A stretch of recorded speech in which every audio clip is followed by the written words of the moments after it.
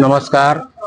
मैं राजेश कुमार, राजेश की बात चैनल के माध्यम से आज हम लोग चर्चा करेंगे मणिपुर समस्या के बारे में। मणिपुर समस्या क्या है, इस समस्या का मूल जड़ क्या है, क्यों वहाँ पर हमेशा विभत्स से विभत्स संघर्ष और घटनाएं होती रहती हैं, क्या कारण है। मणिपुर समस्या के बारे में आज हम इन बिंदुओं पर विचार करेंगे। मित्रों, महाभारत का एक प्रसंग है कि जब युद्ध खत्म हुआ तो युधिष्ठिर जो है वो भीष्म पितामह से मिलने पहुंचे और उनसे जानने के लिए कि राजपाट कैसे चलेगा।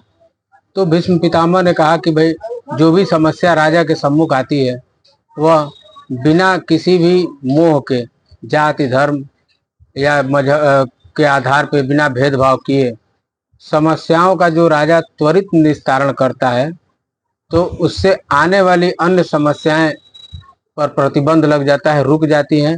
इसलिए जब कभी भी राज्य में कोई समस्या आती है तो उसको टालना नहीं चाहिए, बल्कि उसको जो है तुरंत निस्तारण के बारे में विचार करना चाहिए। इससे किसी भी समुदाय के बीच में आने वाली कटुता समाप्त हो जाती है और राज्य में शांति बनी रहती है। मित्रों, आपको ध्यान देने वाली बात यह है कि मणिपुर भी भारत का ही एक राज्य है और जब आज़ाद हुआ उसके पहले राजतंत्र था और उसके बाद से अंग्रेजी हुकूमत आई। तो अंग्रेजी हुकूमत में आप जानते ही हैं कि उनकी एकमात्र पॉलिसी थी, फूट डालो और राज करो। यह उनका स्थापित सिद्धांत था। तो मणिपुर में आप दो जनजातियां थी। एक मैतेई समुदाय था और एक नागा, कुकी और अन्य जनजातियां भी थी। अंग्रेजों ने, जबकि ये सब लोग हिंदू धर्म को ही मानने वाले लोग थे, लेकिन अंग्रेजों ने किया क्या कि कुकी, नागा और अन्य जनजातियों को ईसाई बना करके, लालच दे करके, क्योंकि उनके पास अशिक्षा थी, कोई देश दुनिया से जुड़े हुए नहीं थे, तो उन लोगों को ईसाई बना दिए और उनको अनुसूचित जनजाति का दर्जा दे दिए और संपत्ति में और नौकरियों में विशेष सुविधा और जमीन पर भी उनका एकाधिकार हो गया।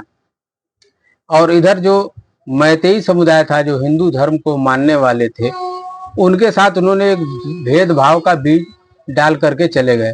क्योंकि जब राजतंत्र था मणिपुर में तो मैतेई समुदाय को भी अनुसूचित जनजाति का दर्जा वहां के राजा ने दिया हुआ था, लेकिन अंग्रेजों ने उस अनुसूचित जनजाति का दर्जा छीन लिया और इनको संपत्ति और जमीन में भी जो है अधिकार नहीं दिया। मित्रों, आप मूल जड़ ये है समस्या का कि मैतेई समुदाय की जनसंख्या वहाँ 60% है और वो मणिपुर के 40% जनसंख्या पर आबाद हैं, जबकि 40% जनसंख्या कुकी, नागा और अन्य जनजातियों का है जो ईसाई धर्म को मानते हैं। वो जो है पहाड़ी और मैदानी 60% भूभाग पर कब्जा है और उनको अनुसूचित जनजाति का दर्जा भी प्राप्त है। तो मित्रों, लड़ाई दोनों लोगों के बीच इसी बात की है कि मैतेई समुदाय जो हिंदू धर्म को मानने वाले हैं, उनकी जनसंख्या है 60% और वो 40% भूभाग पर हैं और नौकरियों में भी उनको आरक्षण नहीं है और राज्य के तरफ से कोई उनको विशेष अधिकार नहीं है जमीन और जंगल पे। तो इसकी लड़ाई लगातार आज तक चली आ रही है। मैतेई समुदाय का कहना यह है कि जब मेरी जनसंख्या 60% है तो हमें भी उस हिसाब से भागीदारी वहाँ के जमीन और संपत्ति पर मिलनी चाहिए और मुझे पूर्व की भांति अनुसूचित जनजाति का दर्जा मिलना चाहिए, जिससे हम लोगों की भी सामाजिक स्थिति में सुधार आ सके। इन्हीं समस्याओं के बीच में अभी तक लगातार संघर्ष होता आ रहा है और पिछले सरकार भी, जो लगभग कांग्रेस की और सरकारें थी, उन लोगों ने पूर्वोत्तर की समस्याओं में जैसे मणिपुर की समस्या को कभी ठीक ढंग से एड्रेस नहीं किया, न उसको हैंडल किया।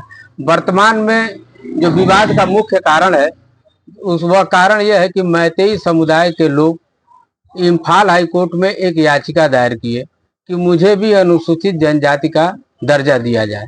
इस संदर्भ में उन्होंने साक्ष्य प्रस्तुत करते हुए कहा कि वहाँ के जो राजा मणिपुर के थे, जो अंग्रेजों से पहले, उन्होंने मुझे अनुसूचित जनजाति का दर्जा दे रखा था, जिसको अंग्रेजी हुकूमत ने छीन लिया और बाद की सरकारों ने भी हमको अनुसूचित जनजाति का दर्जा नहीं दिया।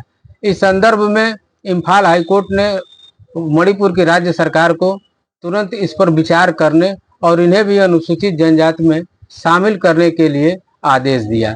मित्रों, दोनों कम्युनिटी इस मुद्दे पर हाईकोर्ट के निर्णय पर आमने सामने आ गए और दोनों के बीच में विवाद और झगड़ा शुरू हो गया।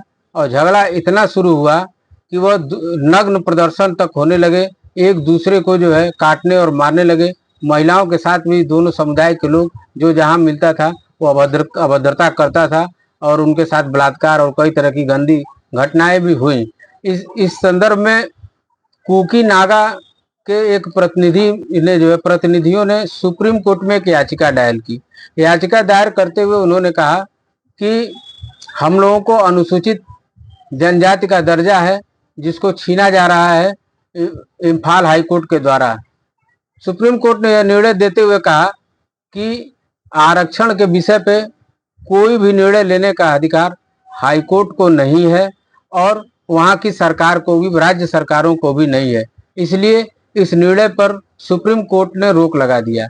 जब सुप्रीम कोर्ट ने रोक लगाया तो विवाद और भी गहरा हो गया और दोनों समुदाय खुल करके आमने सामने आ गए।